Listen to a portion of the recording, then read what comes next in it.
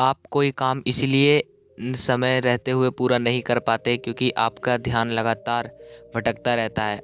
अगर ऐसा है तो आपको परेशान होने की नहीं बल्कि इस समस्या के समाधान पर विचार करने की आवश्यकता है।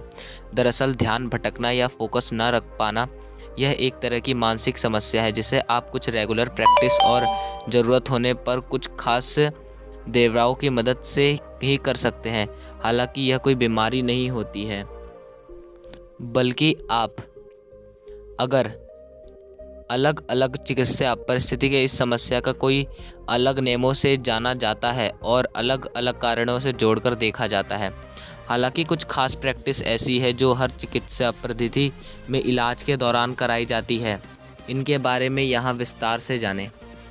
Delhi breast senior psychologist doctor Rajesh Kumar का कहना है कि ध्यान भटकने की समस्या या एकाग्रता की कमी इन कारणों से हो सकती है। इनमें मेंटल और फिजिकल दोनों हेल्थ शामिल होते हैं। तो आइए जानते हैं। फोकस बढ़ने का पहला तरीका होता है। अपने ध्यान को केंद्रित करने के लिए सबसे पहले आप मेडिटेशन का सहारा लें। हर दिन कम से कम 30 मिनट के लिए किसी शांत जगह पर बैठकर ध्यान लगाने का प्रयास करें। सुनसान और पथरीली लगाकर में बैठें और आंखें बंद करके अपनी सांसों पर ध्यान केंद्रित करने का प्रयास करें। शुरुआत में आपको थोड़ी बहुत समस्या हो सकती है, लेकिन नियमित रूप से ध्यान प्रयास करने पर आप फोकस बनाने लगेगा। ध्यान लगने का तो तय है। इससे शुरुआती स्तर पर एकाग्रता बढ़ने में मदद मिलती है। रोज़ योग करें। योग करने से एकाग्रता में मदद मिलती है क्योंकि इसके करते समय आपको अपनी सांस और प्राणायाम पर फोकस करना होता है। साथ बैलेंस बनाने के लिए अपनी मुद्राओं पर ध्यान देना होता है। इसलिए नियमित प्रैक्टिस से आपका ध्यान केंद्रित होने लगता है और एकाग्रता बढ़ने लगती है। इससे आप अपने काम को पहले की तुलना में तेज स्पीड के साथ और समय सीमा के भीतर कर पाते हैं। तीसरा है मंत्र जाप करना। चांटिंग या फिर मंत्र जाप का उच्चारण करने से भी ध्यान की एकाग्रता बढ़ती है। इसके बारे में हम ज़्यादा तो नहीं बता सकते, लेकिन मंत्र जाप करने से भी एकाग्रता बढ़ती है। इस समय के फिजिकल की मदद। आपका शरीर हर समय थका थका रहता है। थोड़ा सा चलने या काम करने के बाद आपका सांस फूलने लगता है। इसका अर्थ है कि आपके शरीर में पोषक तत्वों की कमी है।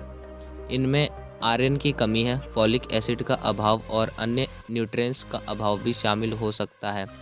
इस स्थिति में आपको डॉक्टर की सुझाई दवाओं का सेवन करना चाहिए। इसके साथ में योग और मेडिटेशन करना जल्दी और बेहतर रिजल्ट देता है।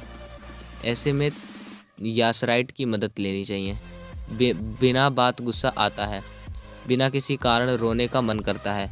दिमाग में हर समय नकारात्मक विचार आते हैं। अचानक घबराहट होती है इत्यादि। यदि आपको ऐसी कोई भी समस्या है तब आप अपने काम में मन नहीं लग पाएगा और ऐसे में आपकी तबीयत भी खराब हो सकती है।